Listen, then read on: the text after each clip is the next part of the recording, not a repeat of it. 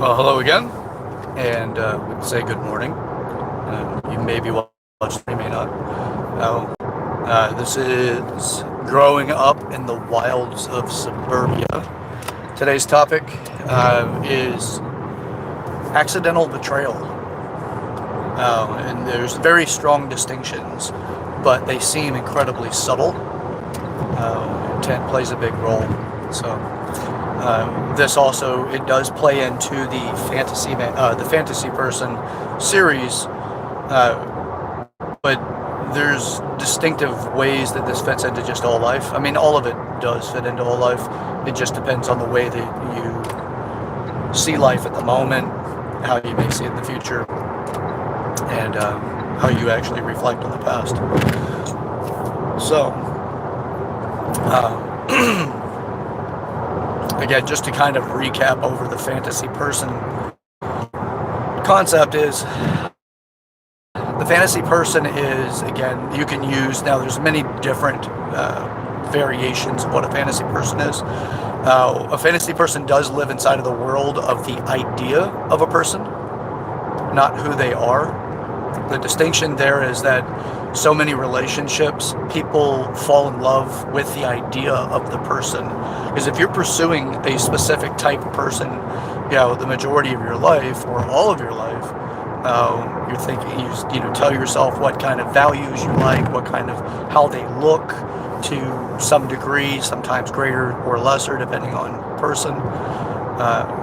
You have specific other attributes you're looking for, behaviors that you're looking for, the affectionate values. Are they a family person? Would it be somebody that you could trust 100%, which I went over trust in the previous video, being the ability to predict an outcome so that you know how to allocate your resources. So when you trust somebody, you believe that they're going to do a certain thing or think a certain way or have a specific behavior. But you could also trust somebody will lie. It's just all it is the predictability of the future for your own resources. Resources being time, affection, money, favors. There's all kinds of things that fall into resources that you have to offer somebody else. But that is what trust is really when you boil it down. The ability to predict with a degree of hopefulness at times. But you really want a codified trust, which is the guarantee that that person would do whatever it is that you perceive that they would do. And then when they do that, it lines up with more belief that that's how they'll stay consistently. Regardless of what moments they're in, is the goal, right? You want to be able to have predictability of somebody else's behaviors so much so that it doesn't matter what they're going through in life, they will always stay true to what you believe they'll do. That's really what trust boils down to. So, and again, that's so that you can allocate your resources, whether that a resource is also, it could be fantasizing what the future be like in a companionship way. But that comes back down to resources, right? It's your time, it's your affection. There's a lot of variables that go into that. So, as far as the fantasy person goes, fantasy people, it's not, and again, I'm not saying this as somebody who is that, wakes up in the morning and says that's who they be. No, that's not how that works typically. I mean, that would be, somebody wakes up and says that's how they're going to be. It may be a fake it till you make it kind of thing, and it can have a lot of insincerity, or superficial values or shallow affect that, really doesn't, something really always feels like it's missing with that person.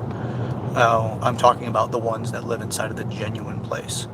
The person that actually has done so much work looking into themselves that they realize who they are at such a deep and intimate, personally intimate level with themselves.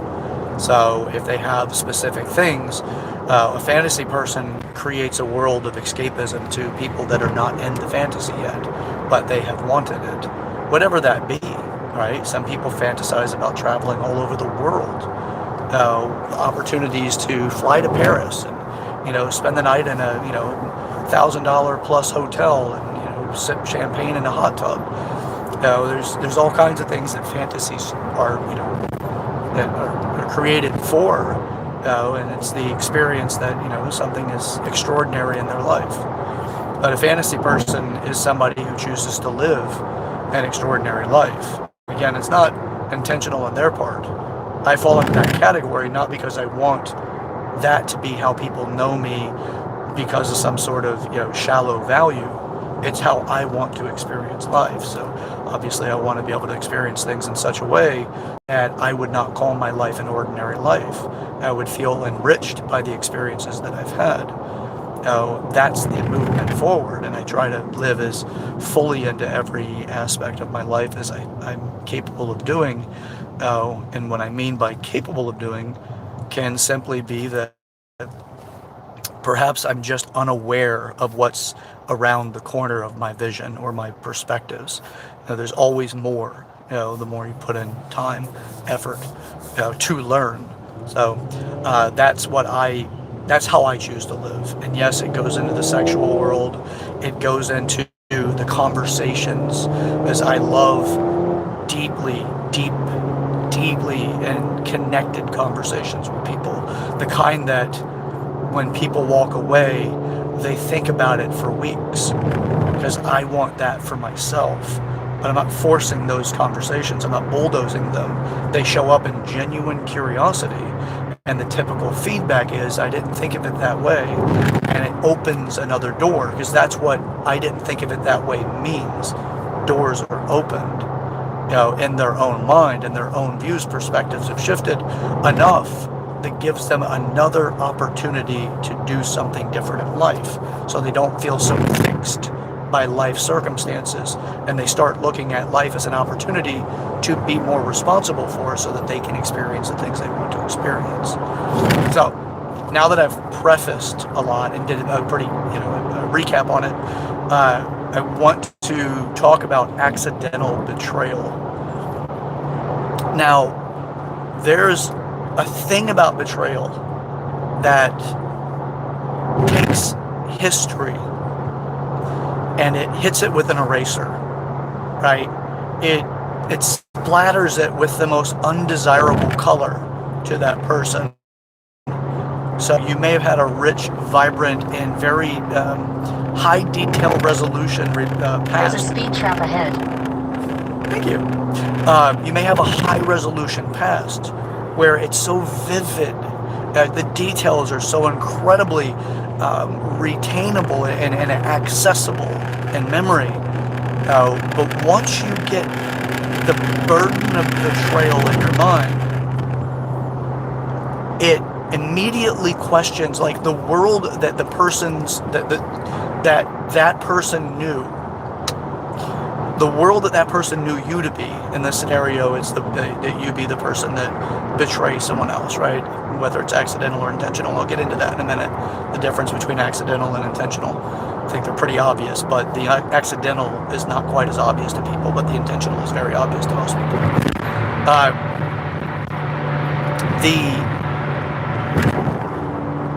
What betrayal does to memory, first it starts off with however long that person has been with you, they'll immediately question who you are. And there's an experience of the person being an imposter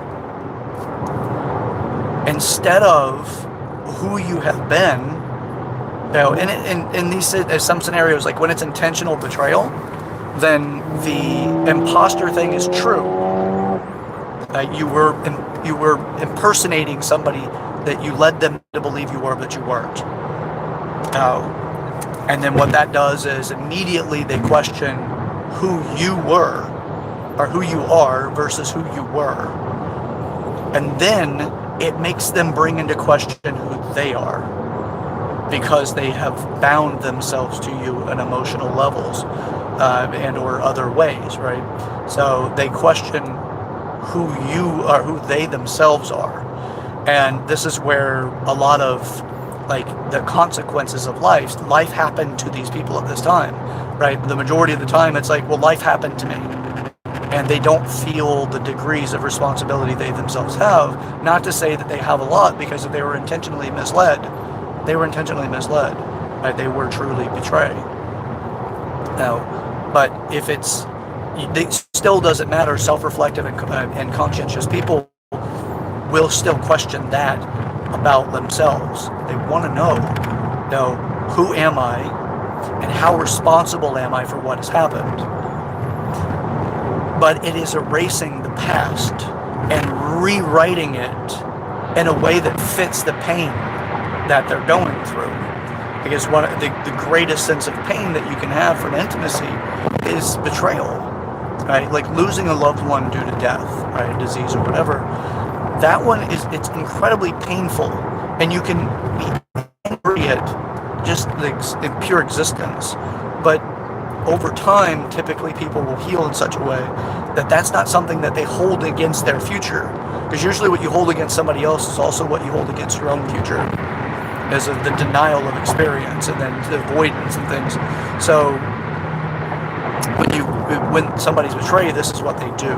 They go back to the past. They will typically go to the point whenever they first have their first memories of you, and then start rewriting it in a way that fits that pain.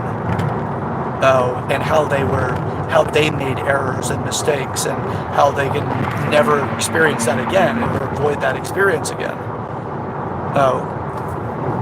And it is understandable because of how painful betrayal feels. That's why, when people are cheated on and things like that, especially whenever they try so hard to be monogamous, and they fight off, advances from people that they do find attractive, because of their loyalty to you. That is part of the resentment that's placed back onto that person that has now been the betrayer, right? So that's betrayal and what it does.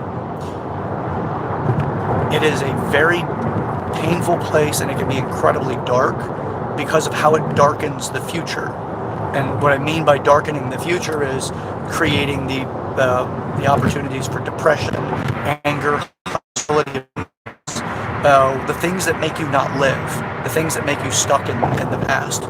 I never want to experience this again. I never want X, right? And it's avoidance and sometimes people will trigger that and get unjustified backlash because of how that somebody interacting with the one that has been betrayed. Unwanted backlash that hurts a person that just had a specific behavior that reminded them of the person they have as their betrayer, or their Judas, if you will. So that's now the willful and intentional. 2 miles. Take the exit toward Florida 686 Largo. The willfulness and intentional loss. Sorry, let me just drop this real quick. Yes. So the willful and intentional betrayal, and through the imposter values of somebody being an imposter, that individual is typically doing it because they don't like the life they have, and they don't know how to create what they want in a way that everyone gets to experience the joys and or experience the life that they want. They may not even be consciously aware. In most instances, I would say they're not. Well, if they're doing it intentionally, I'd say that they're not consciously aware that they can create a world that plays by the rules that they want to play by, but instead from being disempowered and not having the confidence and wherewithal, the structure of being necessary to be the thing that they're trying to project themselves to be, they use lies and manipulation in order to achieve that. So that's the intentional betrayal. Accidental betrayal is a whole nother thing. And what it is through weak agreements. And what a weak agreement is I talked about in the baby dragons, right? Or in the dragons portion that I talked about. Weak agreements are the things that I still made the statement, right? I said this, you said that, we walked away from it with an understanding. And that is At the time, it may feel like a solid agreement, but if there's not enough depth and detail to that understanding, you very well may have a weak agreement. In my case, whenever my little dragon was born from my previous relationship, I remembered through the conversation. I almost remember the conversation verbatim, and this is nearly 2 years ago that the conversation took place. The weakness of that agreement, right? I knew at the moment, and I recollect the sensation of it as well. I knew at the moment that there were details necessary to understand, and that due to the way that we were both being at the moment emotionally, and it's not like we were crying and all over the place in the conversation, there was a concern, an immediate idea of the potential of loss on both parts, her part, my part, that for me, it was, I am 100% honest.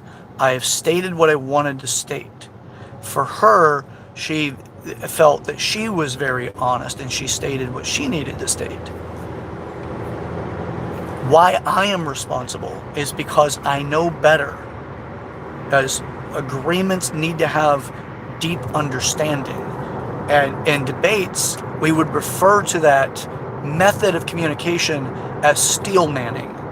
And when you steel man another person's argument, in this case, I'm just using this for debate topics, but reasons, but it works the same in, agreements as well.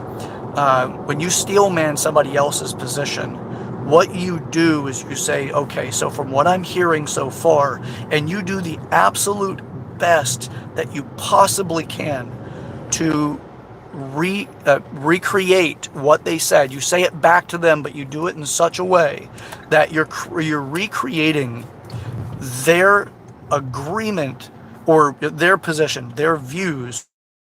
You're creating that back to them in such a way that it's so detailed that it is impossible to get wrong from your perspective. And then they can tell you, yes, that is exactly what I'm saying, or they can correct any error that you may have, a misunderstanding.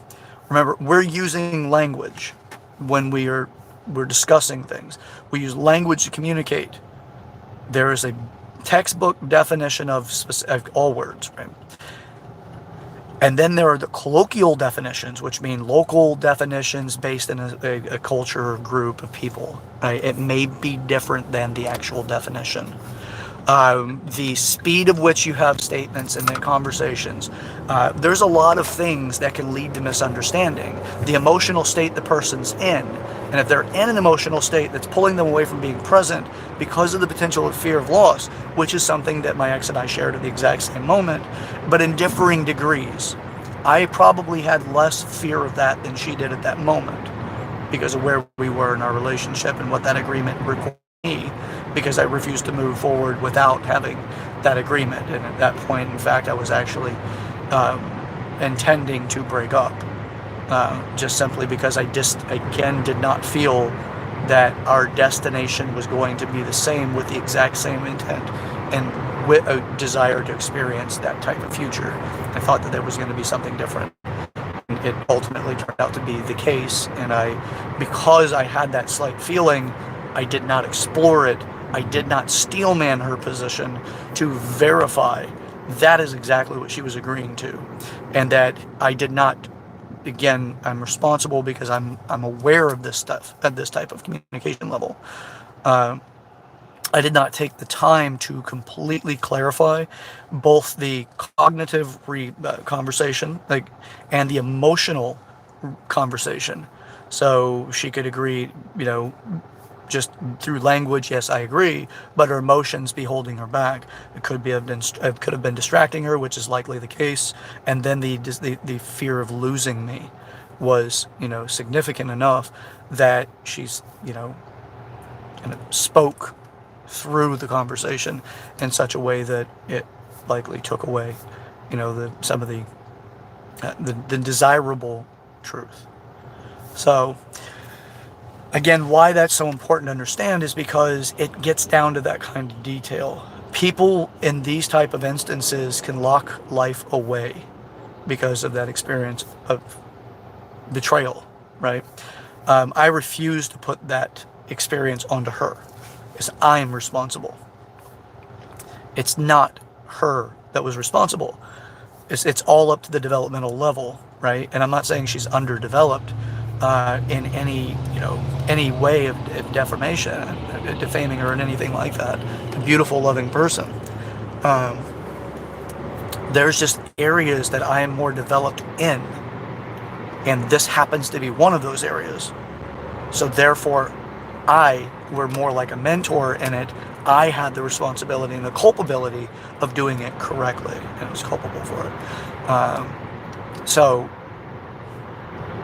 from that, we both had a stated understanding of the way the future will be, and then be revisited to continue to build on it as we felt stable enough, mostly so she felt stable enough to move forward into that. Because it wasn't so much about my position of stability.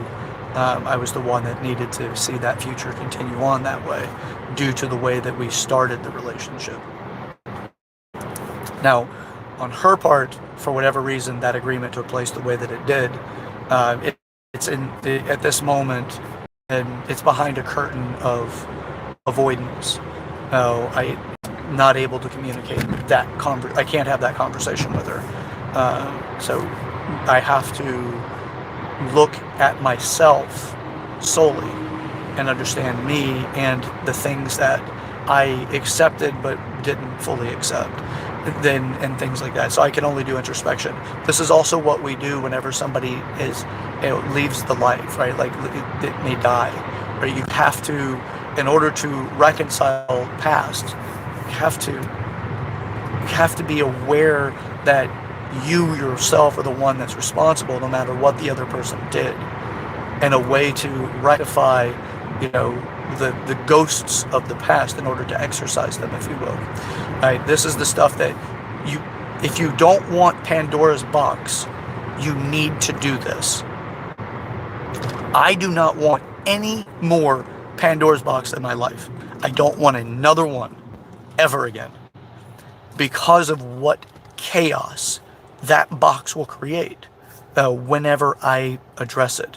Now, I'm constantly on the hunt to find out where I may have one I'm unaware of, but I refuse to create new ones. And the method to create new ones is to do through avoidance and or denial to experiencing something specific again in your life. And it locks stuff away. Pandora's box is not just something you create when you're young. You can create them at any stage of your life. So I don't want more of those. And I'm also more out to be a dragon slayer, right? I do not want to create something that I fear so much that it might eat me, right? Like, so a dragon, that's what it does. It's intended, and it's completely created just to scare you from addressing something, whatever it is. Baby dragons typically don't scare much, but as it gets older, it does. And the consequences as it get older is losing what you cherish. Not just what you have had because of the past, what you have in the present, but also what the expectation the future could have, the attachments that there's certain things you want to experience in the future. And that's what the dragon does, is it scares you away from it, because that's the fear mechanism that it uses. It makes you feel that you would die if that happens, right? It gets you that deep at a level that you will avoid that thing at all costs that you can.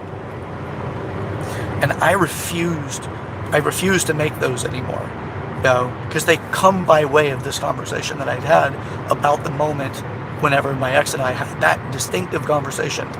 A dragon was born, and the dragon was born because of cowardice. And it wasn't like an all-out big moment of cowardice. It was such a small fragment. It was a sensation in my stomach, if you will. Not something where I'm like, oh God, I never want to touch that. It wasn't that at all. So because of the way that conversation went, the outcome of it, which is a recent outcome, became accidental betrayal. I didn't willfully do it. And the distinction between accidental betrayal and betrayal is that willful intention is the desire to deceive so that you can achieve something, you can experience something, whatever it is. That is like absolute all-out betrayal. Accidental betrayal comes by way of not communicating well, losing the ability to communicate in specific ways. Now, for me, I live a very dynamic life. I live a very, yeah, again, when I say this, and I've listened to my own videos too, because I don't want to come across pompous. I don't want to come across in any other way than sincere. I'm not full of myself. I do not walk into the room and tell myself I'm a good-looking guy. I don't do anything like that at all. That's not who I am.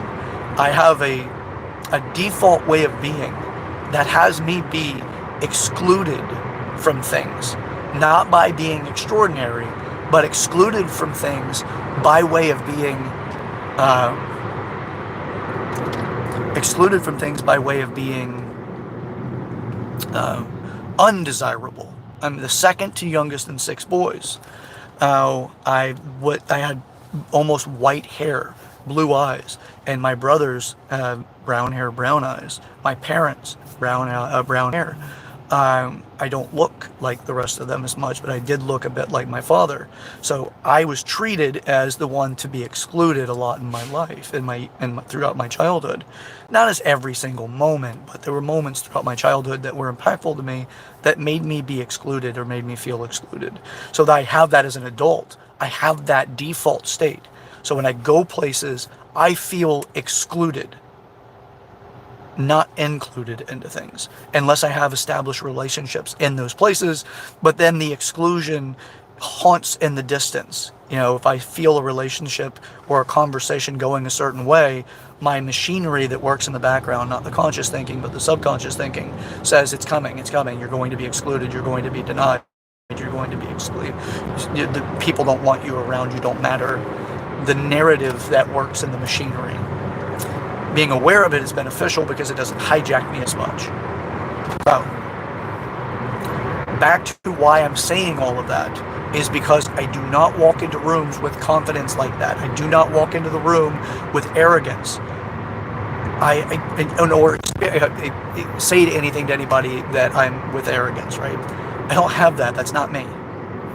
Now, I know that I am above average intelligence, right, to my conversations I have with people, but I don't feel that way. I feel incredibly humble in the sense that what people recognize as intelligence in me is merely just curiosity. I am incredibly curious about the way the world is and the way it is for other people, the different paradigms. So, with that, I am aware of the consequences of what it is to be somebody else's fantasy, because they escape through you. And the fantasy can just simply be, you know what, I've financially been struggling, and this person, it takes me out and does things with me, and my life can be a lot easier with this person. And that's a very, probably a very common fantasy. It's born of the idea of need. I really do need to have this, in my life in order to make my life feel better. And then there's the other fantasies, like the 50 Shades of Grey kind of thing that I'd mentioned in several videos, where you take somebody from the lady in the street, if you will. You take somebody from the world that they're familiar with, where they have a specific role that they're really saturated and projecting and being in. The librarian or the school teacher or the nurse or whomever that has a responsibility in their life, and then through you they get the opportunity to explore the other side, the thing that no one would be aware that they'd be, or that they're into, if you will. The letting go of the restraints of social understandings and or expectations of that person, and just allowing themselves to completely be what may be considered to them polar opposite of it. Something that's kind of, it could be, humiliating or something in certain ways, or, that you strip control away from them and you make them incredibly submissive or whatever it is, that be the escape for them. And that happens. Now, but the problem is that it's really hard for that person to, one, the excitement, the expectation, there's all kinds of fantasies that come out of that. The distance of thinking is that in time, I will continue to experience this, and this is what the future will look like. One of the greatest fears that people, as they're about to get married, have is that they don't want to become one of those sexless marriages. They don't want to lose the flame that has them so excited about being with who they're with, the things that they really truly enjoy. Both sides have this, the husband, wife, or whomever, they have that. They want that kind of like continuation. But a lot of times it's life happens, kids, work, you shift your focus to a healthy financial future. You do all of these things to, focus on creating the other parts of life. And then you lose other areas. Your focus drifts away. You get too stressed, you're tired, you do things that affect your sex drive, your libido, things like that. So there's the fear, and that's why a lot of the times that's why relationship and decay into that, or decay in that area. So people don't want that. So when the fantasies occur to somebody, they think to themselves, that will never happen with this situation, because how rewarding that situation actually is.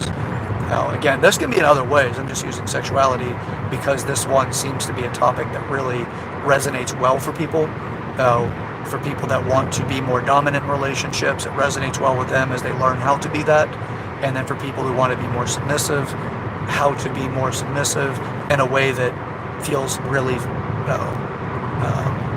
satisfying. So, yeah. But the point, back to how all of this stuff comes up, when you're in that kind of conversation, when you're discovering things about yourself, you really need to, when you're discovering those types of things, you have to understand that it's not like the traditional relationships in the way that, traditional relationships may, there's a set point of what everyone expects other people to be like. I expect that, like the archetype of relationships you inherit from somebody else, where people want to say, well, this is how relationships are supposed to be. It's common sense. Why isn't that person this way with me? Everybody knows this, and it's almost like, the mass understand it, therefore whoever's wrong is really extra wrong because so many other people understand it. How could they be so delusional? That kind of thing. The standard concepts of relationships. So if you do find yourself in that world of being a fantasy person, again, not by your own declaration, but by the way that you choose to live your life, not as a, rent by the hour concept. It's more of the, just living as honestly as you are to yourself. The more integrity you have with yourself, the more likely people will look at you as being more of a fantasy or an idea, versus who you actually are. So, but when those things come up, you really do have to make sure that you have that kind of depth of communication, that you are that honest with the person, and honest with yourself. Getting to the point where you are telling the person back, you're steel manning them. This is what I'm understanding you're saying, and say it as best you can throughout, and have them verify yes or no. Is that accurate? Versus, okay, I said it, this is true, we agreed, and then that's it. Then the rest of it is, it's all set now. With the agreement's there, as if it's a legal binding thing, and it's not. Emotional binding and legal binding can be very, very different. So you don't want to be in the world of accidental betrayal. Some people say, you know what, I'd rather just offset this, accept this, move through. I said what was honest because it's keeping me from being lonely. Well, if that's your goal over time, it's a whole hell of a lot different place. It's more of a hell to be lonely and heartbroken. So with that, that's the end of this episode. I need to get inside. I'm actually a little late for my class, unfortunately, but I got to keep going because it's about my wellness and rebuilding areas of myself. So again, let's live an extraordinary life. Let's live all out. Really, it's rewarding enough. Don't be stuck on happy, although happy is great. Be okay with fully experiencing everything instead of just being stuck on something, one aspect of life. All right, well, let's do that. Stick with me. It's going to be a bumpy ride, but it's worth every minute. See ya. Oh, search ad ever brochures, and this is Growing Up in the Wilds of Suburbia. See ya.